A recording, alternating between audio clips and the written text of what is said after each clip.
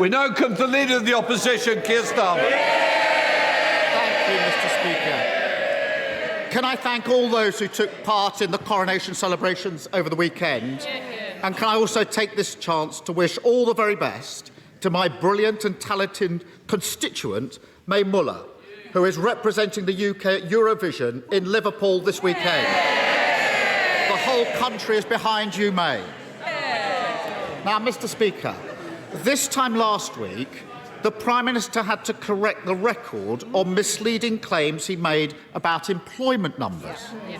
Can he provide a further update? Now he's cost 1,000 Tory councillors their jobs. Mr. Speaker.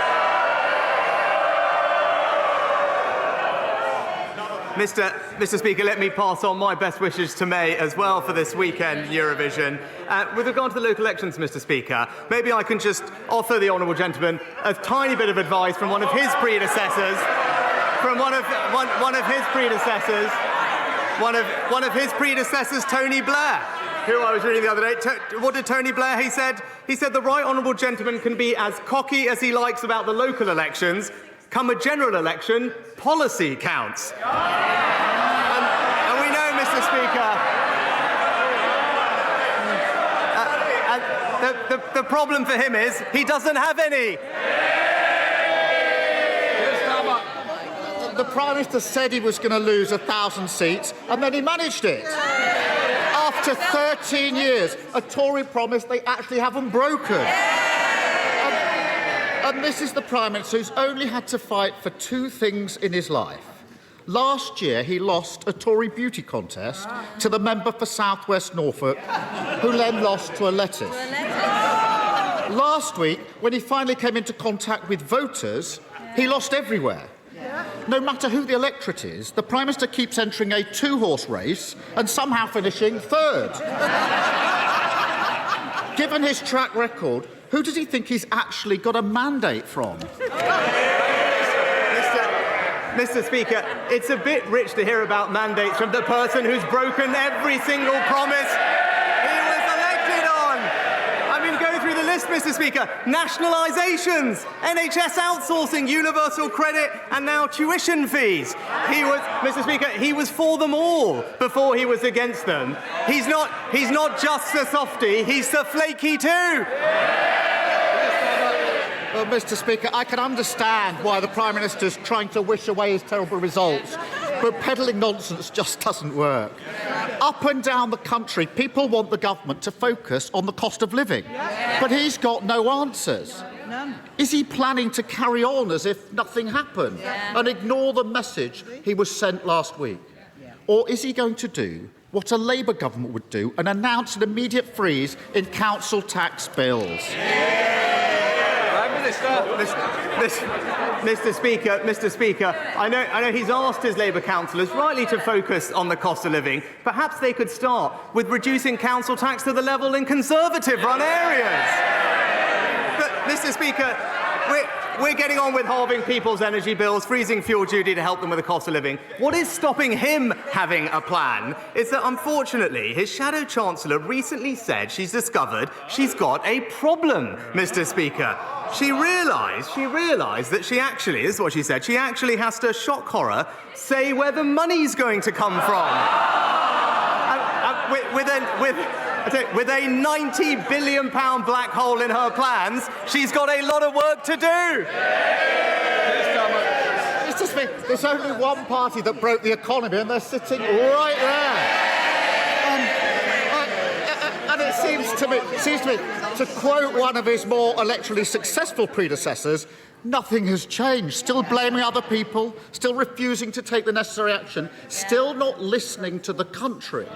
And on council tax, it's quite simple. A Labour government would give every council the grant they need to freeze those bills, fully paid for by ending the handouts he's giving to oil and gas giants. So I ask him again, now his plan has been utterly rejected, why won't he do the same? Mr. Speaker, just a quick history lesson. While he was busy softening sentences 13 years ago, let me just remind him what we inherited. It was the largest deficit in the G7 from Labour. unemployment. The coffers were totally empty. And it didn't stop there, Mr. Speaker. After that, they wanted a longer lockdown. And now, they won't even oppose the picketers and the protesters, Mr. Speaker. Even in opposition, they're damaging the economy. Keir Starmer.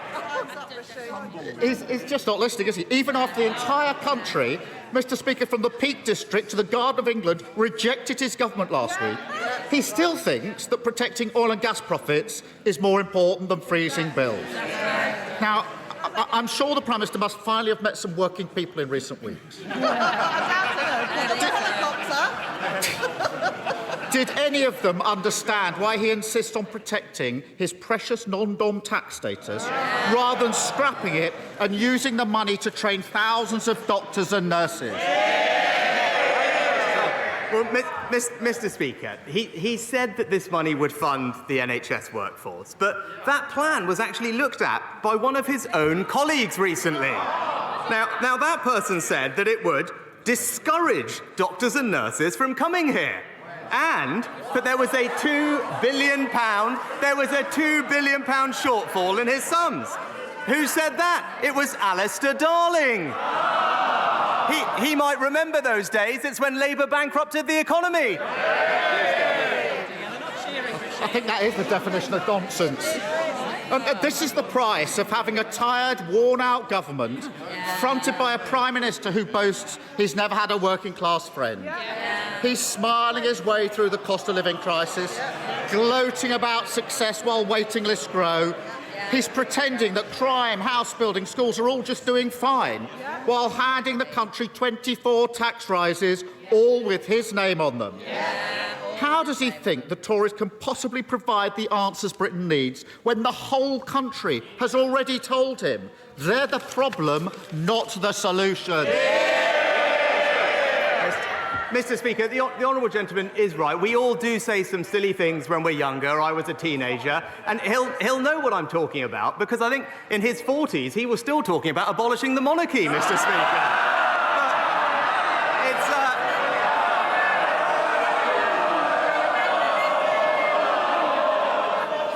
Prime Minister. It's the same old guff from him every week, Mr. Speaker. All politics and no action. We're getting on with halving people's energy bills, freezing fuel duty, cutting the costs of childcare, and boosting pay. While he's busy plotting coalitions, we're getting on and delivering for the British people.